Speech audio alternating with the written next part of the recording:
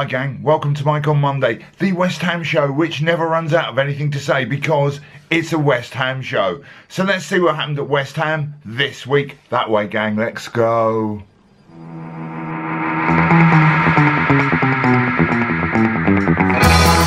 And what a week it's been, eh gang? Let's start with those wonderful, wonderful player awards that we have, the Ham of the Year, etc. ceremony, and where we look back at the whole season that's just gone. And why not, even though there's still 4 games of season at that point left to play. And it's a great thing. I think the Ham of the Year awards are wonderful. We all get together and celebrate all things West Ham, not just the players, but those wonderful leaders of ours who have taken us from that decrepit old nasty stadium that no one liked to our beautiful new glittering home, so lovely and warm and cuddly, where success is waiting just around the corner for us. That's right, Sullivan and Gold, 2 names together that go together so very well, like Lennon and McCartney, or Gilbert and Sullivan, or Bubonic and Plague.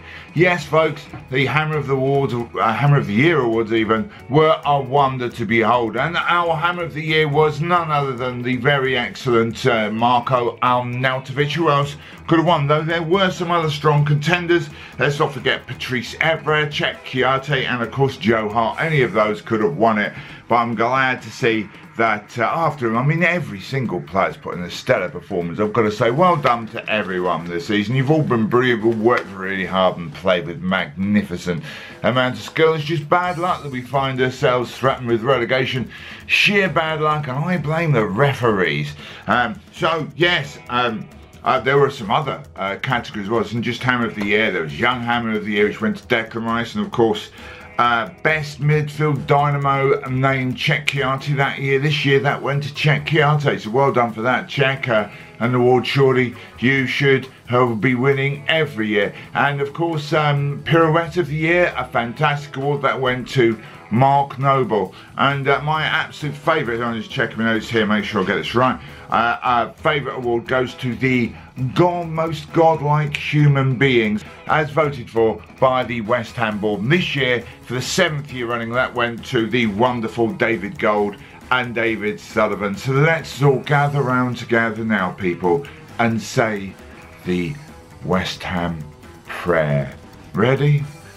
Our blessed saviours, who did save West Ham after rising from nothing by selling pictures of Minge, who did sacrifice everything, well, Birmingham City, who did deliver us unto the London Stadium, forever and ever, well, it feels like that anyway, in their hallowed be their name, Amen. Match day came around on Sunday, and we were so unlucky to lose to Manchester City. I mean, how unlucky was that? I thought we played so well. Oh, I can't keep this up. Oh, people, I just can't keep it up. Oh, we are being rogered up the backside by a herd of rampant, syphilitic, sex-stuffed gorillas from Croydon. We are fucked, people. We're in a proper mess now.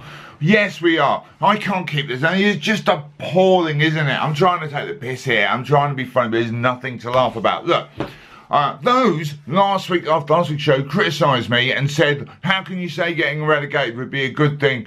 The owners wouldn't change anything. We're being just as big a mess. But in the Championship, let me just say this. You're right, actually. You're absolutely bang on right. Yeah, you're quite right. They wouldn't change anything, and we would be in just a bigger mess with boring football in the Championship. And those who said you can't be right about us going down being a good thing because we'd lose Lanzini and Arnautovic, you're wrong, because we're going to lose Lanzini and Arnautovic anyway. They're not going to want to stand back in this rubbish yard, are they?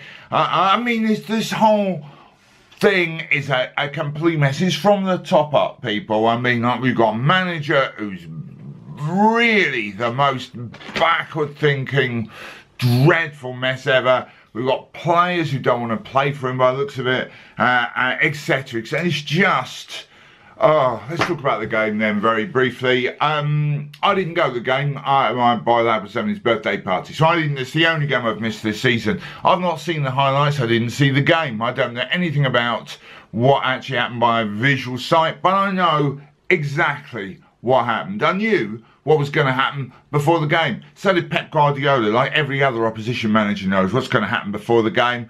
We're going to line up to play defensively and then not play very well defensively. That's what we do. That's how we play. That's why we lose by 3 goals or more so often. Anyway, let's try and make this a professional. So Ismail, who did see the game, Mike, at the Tactics Centre. Mike, what did you make of the game on Sunday against Man City? Tell us, please.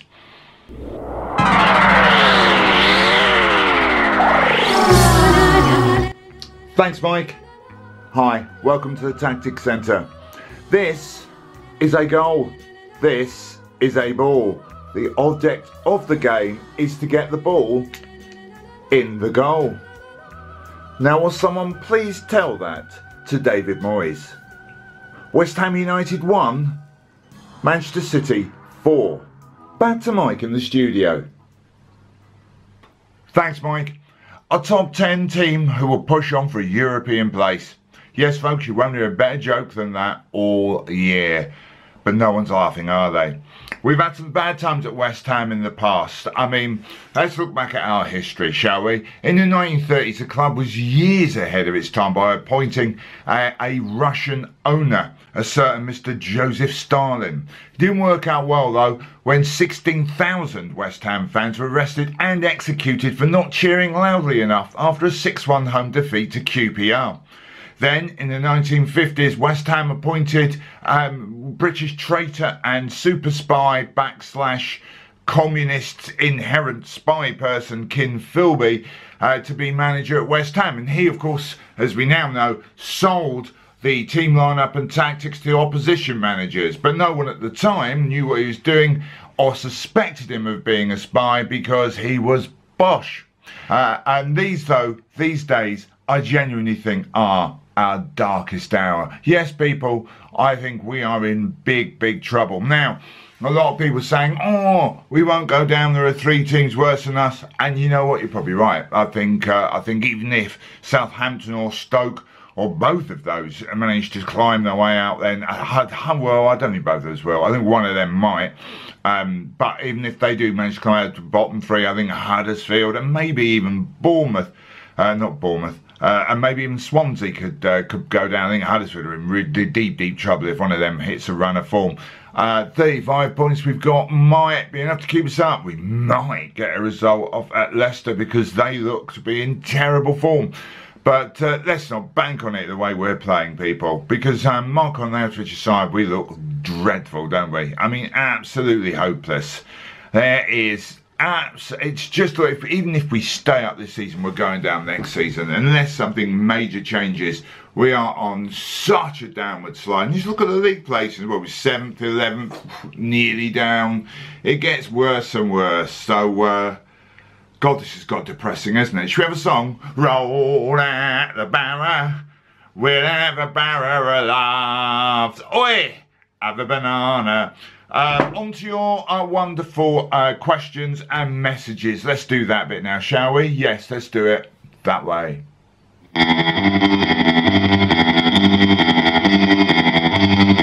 Thanks once again so much, people, for all your wonderful messages and questions. You can leave a message below, or you can comment on the show, and you know, generally say what you think. It's an open forum on my show. Just tell us what you think of what I'm saying, or if we've got any other thoughts or questions. Or you can tweet me at WHU Mike on Twitter. On Facebook, I'm under my own name, Mike Manera. So please do get in touch.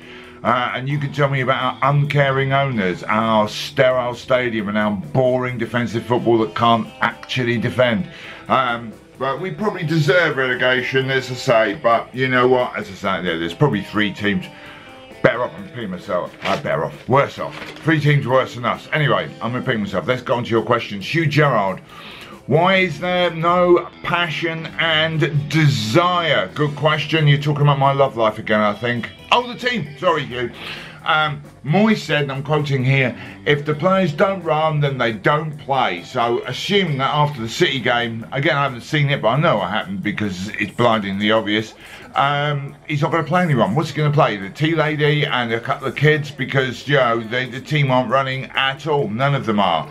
Vince Ritchie asks, why not Ranieri? Why not indeed, Vince? It's a good question. Why not Ranieri? I prefer castration to David Moyes right now, so anyone would do, but I think we're going to get stuck with David Moyes if something amazing happens like the owners actually think. Ryan the Iron, now there's a name to conjure with. Ryan the Iron, how do you feel about Dyke or Howe for manager? I'd love them, but they're not going to come here, are they? They're managing much better teams with much better owners. Why would they bother coming here? Then, of this long-winded scenario whereby if Adolf Hitler came back to life and bought the club but could invest £10 million a year, £10 billion a year into the team, would I accept him as owner? No. I've just told you about what happened with Joseph Stalin was in charge, and dictators clearly don't work here. So of course we've got one now. He acts like a bit of a Nazi and wears communist clothes. So I think we've got the worst of both worlds with Mr. Sullivan.